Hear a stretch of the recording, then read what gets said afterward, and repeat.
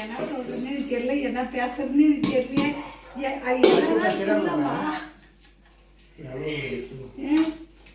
ஏய் என்ன வேலை பண்ண? அதிர்ஷ்டம் சொல்றேன்னு சொல்லிட்டு 2 நாளா இந்த பால்ல வைக்கிறாங்க, எடுக்கிறாங்க. இது செல்ல பிள்ளைங்களா, இது எல்லாம் இப்படி பார்த்து இது என்ன மண்ட